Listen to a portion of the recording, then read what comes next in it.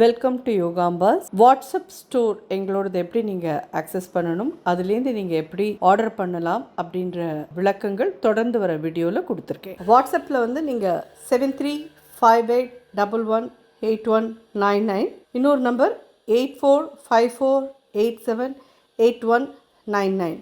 இது ரெண்டையும் நீங்கள் வாட்ஸ்அப்பில் யோகாம்பால் ஷாப் அப்படின்னு சேவ் பண்ணிட்டு வாட்ஸ்அப் வழியாக நீங்கள் கேட்லாகை பார்த்துட்டு உங்களுக்கு என்னென்ன தேவையோ அதை ஆட் டு த கார்ட் கொண்டு வந்துட்டு அதை நீங்கள் வந்துட்டு யோகாம்பாஸ்க்கு ஃபார்வர்ட் பண்ணினீங்கன்னா உங்களுக்கு அந்த திங்ஸ்லாம் நாங்கள் அனுப்பி வைக்கிறதுக்கு ரெடியாக இருக்கோம். ப்ளஸ் அதில் என்னெல்லாம் அவைலபிள் இருக்கோ அது எல்லாமே நீங்கள் பார்க்க முடியும். உங்களுக்கு என்ன தேவையோ அதை நீங்கள் 2 பேக்கெட் 3 பேக்கெட் எப்படி வேணுமோ அதுக்கு தகுந்த மாதிரி நீங்கள் ப்ளஸ் ஆர் மைனஸ் போட்டு நீங்கள் வாங்கிக்கலாம். தேங்க்யூ. வணக்கம். நானும் உங்களோட அபிமான யோகாம்பால் சுந்தர். மாலைப்பக்ஷ வரிசையில் இன்றைக்கி என்ன பார்க்க போகிறோம் சமையல் அப்படின்னு சொல்லி கேட்டேன்னா, வறுத்து அரைச்ச குழம்பு அப்படின்னு ஒன்று உண்டு. அதில் சக்கரவள்ளி கிழங்கு போட்டு வறுத்தரைச்ச குழம்பு பண்ண போகிறோம். அப்புறம் மைசூர் ரசம். அதுக்கப்புறம் காய் என்னன்னு கேட்டேன்னா வாழைத்தண்டு கறி. அதுவும் எல்லாருக்கும் ரொம்ப கஷ்டம். அதுதான் நிஜமாலுமே வாழைத்தண்டு கட் பண்ணுறது அப்படின்னாலே ஒரு பெரிய டாஸ்க் எல்லாருக்கும். பட் இன்னவே ஏதாவது ஒரு வழியில் நம்ம வாழைத்தண்டு ஒரு 2 வாரத்துக்கு ஒரு தடவையாவது எடுத்துக்கிறது நல்லது. ஸோ கொஞ்சம் கஷ்டப்பட்டு, ஆனால் இப்போல்லாம் கடையிலலாம் கட் பண்ணியே ரெடியாகவே வருது. அதனால் அப்படி கூட நீங்கள் வாங்கிக்கிறதெல்லாம் வாங்கிக்கலாம். ஆனால் அது ரொம்ப எக்ஸ்பென்சிவாக இருக்கும். அதுக்கு நீங்கள் 2 தண்டு வாங்கி அழகாக மெதுவாக கட் பண்ணி மோரில் போட்டு ஃப்ரிட்ஜில் வச்சுட்டு நெக்ஸ்ட் டே காத்தால நீங்கள் அதை பண்ணிட முடியும். ஸோ இனி வாழைத்தண்டு கறி. இது காத்தால வேலைக்கான சமையல். சாயங்காலத்துக்கான டிஃபன் என்ன பண்ண போகிறேன் அப்படின்னு சொல்லி கேட்டேன்னா, நான் ஃபர்மெண்டட் தோசை மாவு, அதாவது உடனே அரைச்சி உடனே வாக்குற புளியாத தோசை சொல்லுவா இல்லையா, அந்த தோசை தான் பண்ண போகிறோம். அந்த தோசைக்கு வந்து ஆனால் நம்மளோட எங்கள் காலத்தில் பண்ணுற ஒரு சின்ன ட்விஸ்ட் என்னென்னா, அரைக்கச்சையே வந்து அதில் கொஞ்சம் புளிச்ச மோரை விட்டு நல்லா அரைச்சிடுவோம். 1 டம்ளர் மோரை விட்டு அந்த மாவை அரைச்சிட்டோன்னா ஒரு அரை மணி கழித்து நீங்கள் தோசை வார்த்தீங்கன்னா அழகாக ஜம்முன்னு இருக்கும். பட்டாக வரும். ரொம்ப வாசனையாக நல்லா இருக்கும். அளவு என்னன்னு சொல்லி கேட்டேன்னா, 2 கப்பு பச்சரிசிக்கு ஒரு 1/4 கப்புக்கு மேலே கொஞ்சம் போட்டு போய் வச்சுக்கோங்களேன். 1/4 கப்புக்கு, அரை கப்புக்கு கொஞ்சம் கீழே, 1/4 கப்புக்கு கொஞ்சம் மேலே. கொஞ்சம் குழப்பமாக இருக்குல்ல. ஆனால் அதை அப்படி நீங்கள் உங்களுக்கே அது பழக வந்துடும். 1/4 கப்புக்கு மேலே ஒரு டேபிள் ஸ்பூன் போட்டுக்கோங்க. அரை கப்புக்கு கீழே இருக்கும். அதை வந்து ஊற வைங்கோ. அதுக்கு வந்து ஒரே 1 ஸ்பூன் வெந்தயமும் போட்டு ஊற வச்சுட்டீங்கன்னா நல்லா ஒரு 4 மணி நேரம் கழித்து அதை அரைச்சோன்னா ஜம்முன்னு இருக்கும். இப்போ அந்த தோசை தான் இன்றைக்கி பண்ண போகிறோம். இந்த வறுச்ச குழம்பு வித் அந்த தோசை ரொம்ப டேஸ்டியாக இருக்கும். அப்படி இல்லையா நீங்கள் அந்த தோசைக்கு நிலக்கடலை சட்னி பண்ணிக்கலாம், தேங்காய் சட்னி பண்ணிக்கலாம், எது வேணாலும் பண்ணிக்கலாம், உங்களுக்கு சௌகரியம். ஸோ இன்றைக்கி ஸ்டெப் பை ஸ்டெப் எல்லாம் பார்க்கலாம்.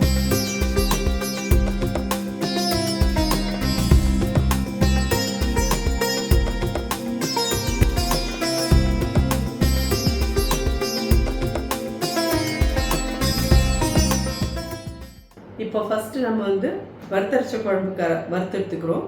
அதுக்கப்புறமா மைசூர் ரசத்துக்கு வேணுங்கிறது எல்லாமும் வறுத்து எடுத்துக்கிறேன்.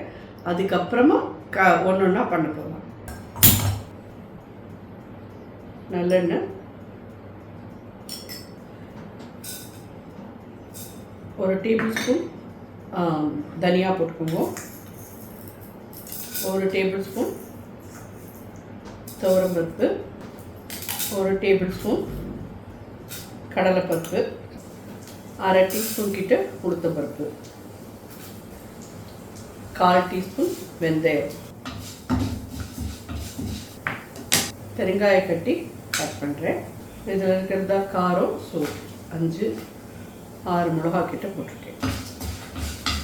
இது வந்து கலர் கோஸ்ட்டும் ஒரே ஒரு மிளகா, இந்த பேடிகை சில்லி இருக்கு. காஷ்மீரி சில்லி, பேடிகை சில்லி எது வச்சாலும் தேவை. அது இல்லைன்னாலும் பரவாயில்ல, விட்டுருங்க. அது வைக்கணும்னு அவசியம் இல்லை. ஜஸ்ட் ஒரு 6 கருவேப்பிலை. அடுப்பு அணைக்கிறதுக்கு முன்னாடி ஒரு 1/4 ஸ்பூன் சீரகம். ஜஸ்ட் இதோட 2 பெரட்டு அடுப்பு அணைச்சிடணும். இது தேங்காய் 1 டேபிள் ஸ்பூன், 2 டேபிள் ஸ்பூன் கிட்ட வச்சுருக்கேன். இது இந்த சூட்லேயே அப்படியே வறுத்துக்கோங்க போகிறோம். ரொம்பலாம் வறுக்கணும்னு அவசியம் இல்லை. இது எல்லாத்தையும் நல்லா தண்ணி விட்டு ஆறுன அப்புறம் நல்லா வெண்ணெய் மாதிரி அரைச்சி வந்துடலாம். இது வறுத்தரைச்ச குழம்புக்கு நம்ம நல்லா வறுத்து எடுத்து வச்சுக்கிட்டோம். இது நல்லா அரைச்சி அந்த குழம்புல கலந்து கொதிக்க விட்டோன்னா சேர்ந்தா மாதிரி புளிஜலமும் இந்த சக்கரவள்ளி கிழங்கு இது கட் பண்ணி வச்சுருக்கேன். 1/4 கிலோ கிட்ட சக்கரவள்ளி கிழங்கு தோல் சீவிட்டு கட் பண்ணி வச்சுருக்கேன். சேர்ந்தா மாதிரி எல்லாத்தையும் சேர்த்து பண்ணிவிட்டு கடைசியாக குழம்பு நல்லா கெட்டியானதுக்கப்புறமா நம்ம மேலே நல்லெண்ணெயில் கடுகு தாளித்து கொட்டினோன்னா குழம்பு தயார். அது ரொம்ப டிஃப்ரெண்ட்டாக ரொம்ப ரொம்ப நல்லாயிருக்கும். ஸோ பிகாஸ் அந்த நாளெல்லாம் தினம்லாம் பருப்பு போட்டு சாம்பார்லாம் பண்ண மாட்டா. ரொம்ப ரேராக தான் சாம்பார்ன்றதே அவளுக்குலாம் இருக்கும். அப்படிங்கிறச்சே இந்த மாதிரிலாம் தான் குழம்பு பண்ணுவாள். ஸோ இது ஒரு டிஃப்ரெண்ட்டான குழம்பு. கண்டிப்பாக எல்லோரும் ட்ரை பண்ணுவோம். நம்ம இப்போ மைசூர் ரசத்துக்கு வேணுங்கிறது வறுத்துக்கலாம். ஸோ இப்போ நம்ம மைசூர் ரசத்துக்கு வேணுங்கிறது வறுத்துக்கலாம். நல்லா 2 டேபிள் ஸ்பூன் கிட்ட போட்டுக்கோங்க. துவரம் பருப்பு 1 டீஸ்பூன், கடலைப்பருப்பு 1/2 டீஸ்பூன் போகிறோம், மிளகு ஒரு 1/2 டீஸ்பூன். இது வேடிக்கை சில்லி. இது இருக்குன்னா போடுங்க, இது இல்லைன்னா ஒன்றும் பிரச்சனை கிடையாது. நார்மல் மிளகாவத்திலே போட்டு நீங்கள் வறுத்து அரைச்சிக்கோங்க. ஒரு 3 மிளகா போட்டிருக்கேன். ஒரு கருவேப்பிலையும் வச்சு வறுத்துடணும். இதில் பச்சையாக சீரகமும் பச்சையாக தேங்காயும் வச்சு அரைச்சிடணும். அவ்வளோதான். இதுவும் கொஞ்சம் கரகரன்னு அரைச்சி நம்ம ரசத்தில் போட்டோன்னா நல்லா ஜோராக இருக்கும். இந்த ரசமே ஒரு மாதிரி ரொம்ப டிஃப்ரெண்ட்டாக ரொம்ப ரொம்ப நல்லாயிருக்கும். இன்னும் ஒரு 1/2 டீஸ்பூன் கிட்ட பச்சையாக சீரகம், பச்சையாக தேங்காய், இன்னும் ஒரு 2 டேபிள் ஸ்பூன் போடும். இதை வறுக்கலாம் வேண்டாம், இதை அப்படியே நல்லா அரைச்சிருந்துடலாம். ஆனால் இதை பேஸ்ட் மாதிரி அரைச்சிடாதீங்கோ. அந்த வறுத்தரைச்ச குழம்புக்கு அரைக்க வேண்டியது நல்லா பேஸ்ட் மாதிரி அரைச்சிடணும். இது கொஞ்சம் கரன்னு இருக்கிற மாதிரி அரைச்சிட்டு அதுக்கப்புறமா நம்ம அப்படியே ரசத்தில் கலந்தோம்னா நல்லாயிருக்கும். ரொம்ப அதுக்கு கரன்னு கூட அது மாதிரி உங்களுக்கே தெரியும். ஒரு மாதிரி நம்ம இப்போ சீரக ரசத்துக்கெல்லாம் அரைப்போம் இல்லையா, அந்த மாதிரி கொஞ்சம் கரன்னு இருக்கட்டும் போதும். இது எல்லாத்தையும் அரைச்சின்னு வந்துட்டு உங்களை பார்க்குறேன். ஒரு மீடியம் எலுமிச்சம்பழம் சைஸ்க்கான புளி எடுத்துட்டு நல்லா ஒரு 2-3 கப் இதில் கரைச்சி எடுத்துருவோம்.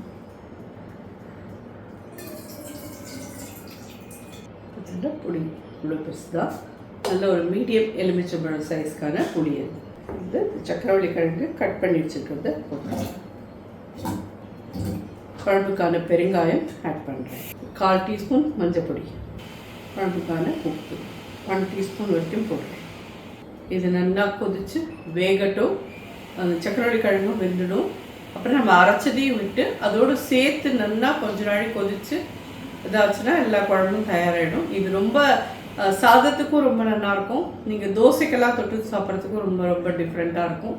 ரொம்ப நல்லாயிருக்கும். நிச்சயமாக இது சாப்பிட்டு பார்த்தீங்கன்னா. இதில் நம்ம இன்னும் ஒன்று ஆட் பண்ணணும், வெள்ளைப்பொடி. இன்னும் ஒரு 1 டீஸ்பூன் கிட்ட போடுவோம். இதுக்கு வேறு எதாவது நம்ம போடணுமா அப்படின்னு கேட்டேன்னா எதுவுமே கிடையாது. ஜஸ்ட்டு குழம்பு பொடி, குழம்பு பொடி, சாம்பார் பொடி எதுவுமே போட வேண்டாம். நம்ம இப்போ வறுத்துருப்போம் பார்த்தீங்களா, வறுத்ததை அரைச்சி இதில் விட்டு அதோடு சேர்த்து கொதிச்சதுனாலே சூப்பராக ஜோராக தயாராகிடும்.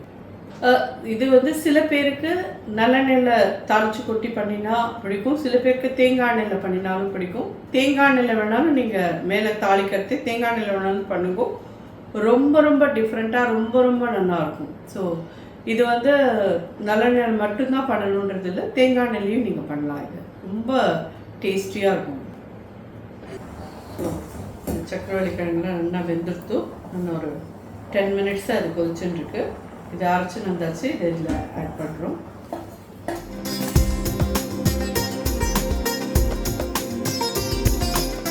ஸோ நம்ம அரைச்சி விட்டதோடு சேர்ந்து ஒரு கொதி வரட்டும். கருவேப்பிலை போடலாம்.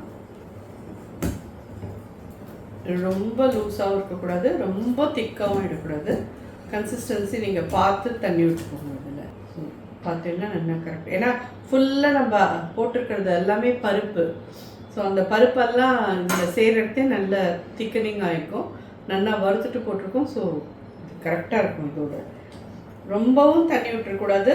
நம்ம தண்ணியாக இருந்தாலும் இந்த குழம்பு நல்லா இருக்காது, ரொம்ப திக்காக இருந்தாலும் அது நல்லா இருக்காது. கொதிச்சுட்டு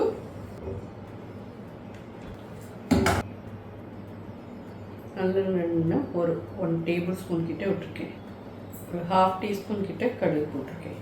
உளுத்தம்பருப்பு அதே மாதிரி 1/2 டீஸ்பூனுக்கு மேலே வச்சிடாதீங்கோ. வெந்தயமும் 1/4 டீஸ்பூன். இது ரெண்டுமே வந்து குழப்பு கொடுக்கும். அதனால தான் குழம்பு வந்து இதுவாகிக்கும். கடலைப்பருப்பு 1 டேபிள் ஸ்பூன், தனியா 1 டேபிள் ஸ்பூன், துவரம்பருப்பு 1 டேபிள் ஸ்பூன் வைக்கும். பாக்கியெல்லாம் பார்த்தது மாதிரி தகுந்த மாதிரி அரை ஸ்பூன் அது 1/4 ஸ்பூன் இதுவாக வச்சுக்கணும். ஒரே மிளகாவுக்கு அதுக்கு அனுப்பிச்சிடுவேன்.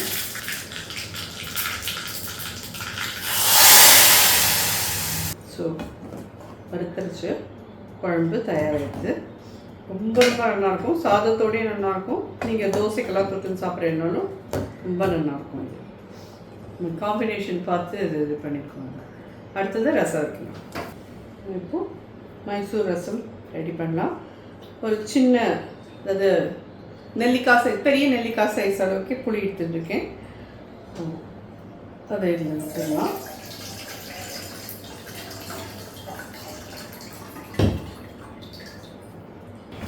ரெண்டு தக்காளி, பெருங்காயம், உப்பு, நல்லா 1 டீஸ்பூன் கிட்ட போட்டுறேன். வெல்லம் ஆர் வெள்ளை சர்க்கரை ஒரு 1 டீஸ்பூன், மஞ்சப்பொடி 1/4 ஸ்பூன், கருவேப்பிலை எல்லாமே சேர்ந்து 7 to 10 மினிட்ஸ் கொதிக்கிட்டுமே. அதுக்கப்புறமா நம்ம நேராக அரைச்சதை அதில் விட்டு கலந்தோன்னா ரெடி. அவ்வளோதான். நான் வந்து அரைச்சதை மட்டும் கலந்து அப்படியே விளாக போகிறேன். தேவைப்பட்டவா பருப்பு ஜலம் மட்டும், பருப்பு விழுந்துடாமல் பார்த்துக்கோங்க. பருப்பு தண்ணி மட்டும் விடுங்க. அதில் அது விட்டேன்னா கொஞ்சம், ஏன்னா பருப்பு விழுந்துட்டுனா அப்புறம் அது சாம்பார் மாதிரி ஆகிடும் கெட்டியாக. அது இல்லாத வெறும் பருப்பு ஜலம் மட்டும் விடுறேன்னா விடலாம். அப்படி இல்லையா இது மட்டும் அப்படியே அரைச்சி அதில் விட்டேன்னா கூட போதும்.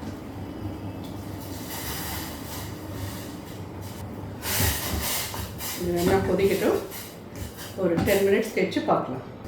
ஸோ நல்லா ரசம் கொதிச்சு நல்லா புளி ஜலம்லாம் பச்சை வாசனை போட்டு தக்காளியும் வெந்துட்டு இதை நம்ம அரைச்சோம் இல்லையா, அதை அதில் விட்டுடலாம்.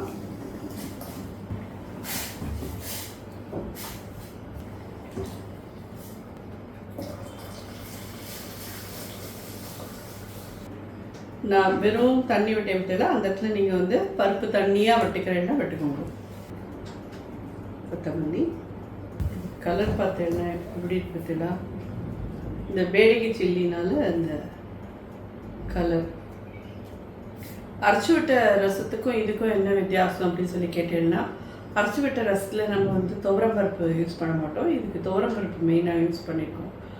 அதில் கடலைப்பருப்பு சாம்பாருக்கு என்ன அரைச்சி விட்றோமோ அதோடய கூட தேங்காய் வச்சு ஜீரகத்தை வச்சு அரைச்சி விடுறது தான் அரைச்சி விட்ட ரசத்துக்கானது.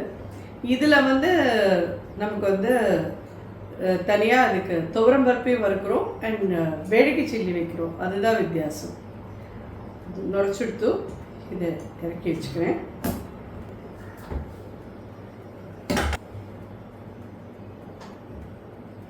கால் ஸ்பூன் கடுகு. இந்த ரசத்துக்கு வந்து இந்த மிளகு ஜீரக பொடியெலாம் போடணும்னு அவசியம் இல்லை. நம்ம மிளகு வந்து அந்த இதுலேயே வச்சுருக்கோம், ஜீரகம் பச்சையாக வச்சுருக்கோம். ஸோ எல்லாம் ஆல்ரெடி வச்சு அரைச்சி தான் விடுறோம். அப்படிங்கிறதுனால இதுக்கு மிளகு ஜீரக பொடி தேவை கிடையாது. ஒரு பிஞ்ச் பெருங்காயம், ஒரே மிளகாத்தூள்.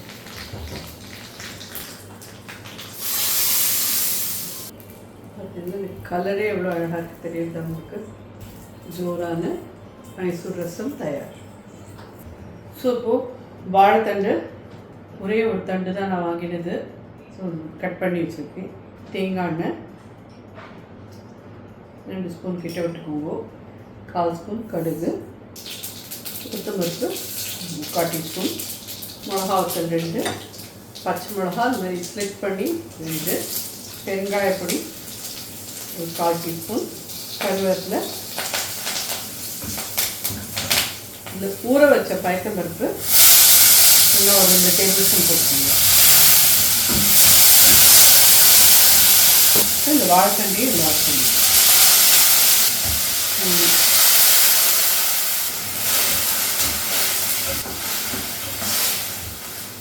உப்பு ஒரு 1/2 டீஸ்பூன், மஞ்சப்பொடி ஒரு சின்ன பீச். இது அப்படியே மூடி போட்டு நல்லா வேக விடலாம். வெந்ததுக்கப்புறம் இந்த தேங்காய் போட்டோன்னா முடிஞ்சிருக்கு. இதில் நான் வந்து கொஞ்சமாக எனக்கு தான் எல்லாத்துலேயும் வெல்லம் போடணும் மறக்கணும்னு தெரியும் இல்லையா, இதுலேயும் நான் கொஞ்சோண்டு போடுவேன். பிடிச்சவா போடுங்க, பிடிக்காதவா வேண்டாம், ஆப்ஷனல் விட்டுடுங்க. ஜஸ்ட் ஒரு 1/2 டீஸ்பூன் போடுறேன். ஸோ இது நல்லா வேகட்டும், மூடி போட்டு அப்படியே வேகட்டும்னா. இது ரைஸ் குக்கர் கப்பால் 2 கப்பு பச்சரிசி, ஒரே ஒரு ஸ்பூன், சின்ன ஸ்பூனால் ஒரு ஸ்பூன் வெந்தயம் போட்டிருக்கேன். இது மிக்சியில் அடியில் எடுத்துக்கலாம். இது மத்தியானம் சாப்பாடெல்லாம் ஆனதுக்கப்புறமா இதை நீங்கள் நல்லா ஊற வச்சுட்டு கொஞ்ச நேரம் விட்டுட்டு அதுக்கப்புறமா சாயங்காலம் நீங்கள் ஒரு 5 மணிக்கிட்ட அரைச்சிட்டு ஒரு 6:30-7 மணிக்கா நீங்கள் இதை வாக்கலாம். ஒரு ரொம்ப நாளையெல்லாம் ஊறணும்லாம் அவசியமே இல்லை, ஃபர்மெண்ட் ஆகணும்னு அவசியமே இல்லை. ரொம்ப ரொம்ப நல்லாயிருக்கும். உளுத்தம்பருப்பு அதே மாதிரி சொன்ன மாதிரி எந்த கப்பில் 2 கப் ரைஸ் எடுக்கிறீங்களோ அந்த கப்லேயே 1/4 கப்புக்கு மேலே 1/2 கப்புக்கு கீழே நீங்கள் யூஸ் பண்ணிக்கோங்க. இதில் வந்து மோர், நல்லா கொஞ்சம் புளிச்ச மோர் இதை விடுறேன். இதை முதல்ல ஃபஸ்ட்டு அரைச்சிடலாம், அதுக்கப்புறமா இன்னும் கொஞ்சம் விட்டு நல்லா கெட்டியாக எப்படி தோசை மாவு கன்சிஸ்டன்சி எப்படி இருக்குமோ அப்படி அரைச்சி எடுத்துகிட்டு வந்துட்டு பார்க்குறேன். இந்த ஜோராக அதையிட்டு நல்லா வெந்துருக்கு. பருப்பை மட்டும் ஒரு 10-15 நிமிஷம் முன்னாடி பைத்தம் பருப்பை ஊற போட்டு வச்சுக்கோங்க.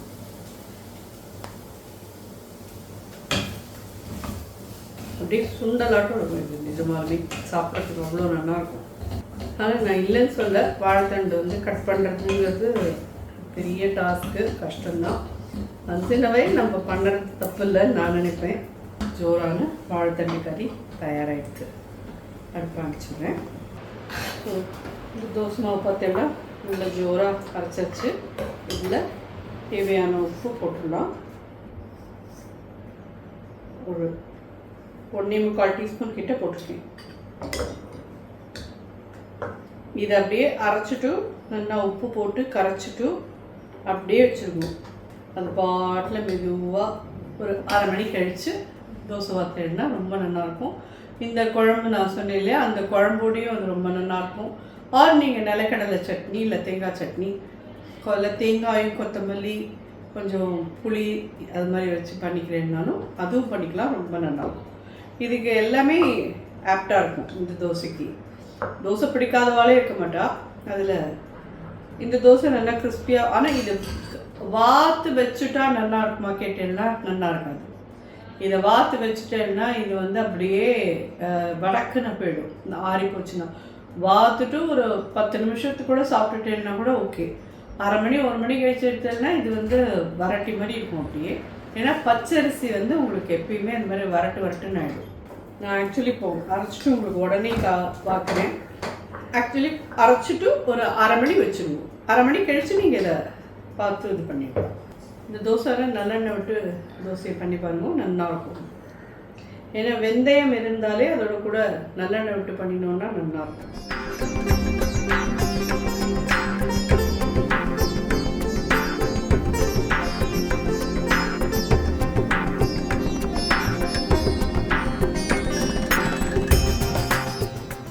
அதே மாதிரி இந்த தோசை வந்து ப்ரௌனாக வருமானு கேட்டீங்கன்னா ப்ரௌனாக வராது, வெள்ளையாக இருக்கும். வெள்ளை தோசை அப்படின்னு சொல்லுவாங்க நிறைய பேர். இதை வந்து பார்க்கறதுக்கு வந்து உங்களுக்கு தோசை என்ன இப்படி வெள்ளையாக இருக்குது அப்படின்னு நினைப்பேன். வெள்ளையாக ரொம்ப இதுவாக இருக்கும், தெரியுதா, ஒயிட்டாகவே இருக்கும். அது ரொம்ப டேஸ்டியாக இருக்கும், ரொம்ப நல்லாயிருக்கும். கண்டிப்பாக ஒரு டம்ளர் நல்லா புளிச்ச மோரை மட்டும் விட்டு அரைச்சிடுவோம்.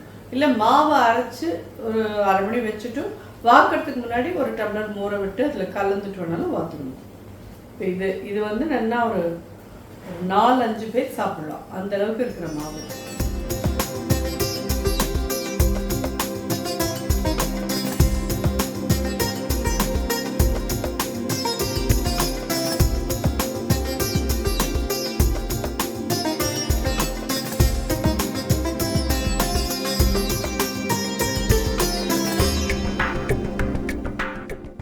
அதே மாதிரி பார்த்தீங்கன்னா நான் ஒரு 1/2 டீஸ்பூன் ஒரு சைடுக்கு தான் நல்லெண்ணெய் விடுறேன், நிறையெல்லாம் எண்ணெய் விடலை. ரொம்ப இந்த இது போகிறோம், இது நல்லாவே இருக்கும். இப்படி பண்ணிடலாம்.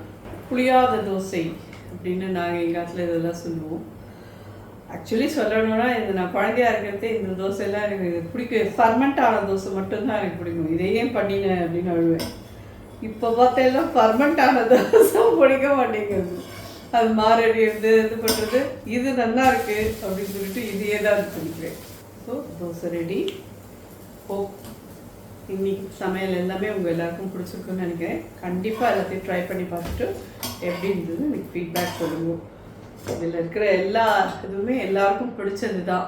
இந்த வறுத்தரைச்ச குழம்பும் சரி, மைசூர் ரசமும் சரி, வாழைத்தண்டை கறி, இதெல்லாமே எல்லாருக்கும் பிடிச்சது தான். இந்த தோசையும் ரொம்ப நல்லாயிருக்கும். ட்ரை பண்ணி பார்த்துட்டு எப்படி இருந்தது சொல்லுங்கள். நன்றி, வணக்கம்.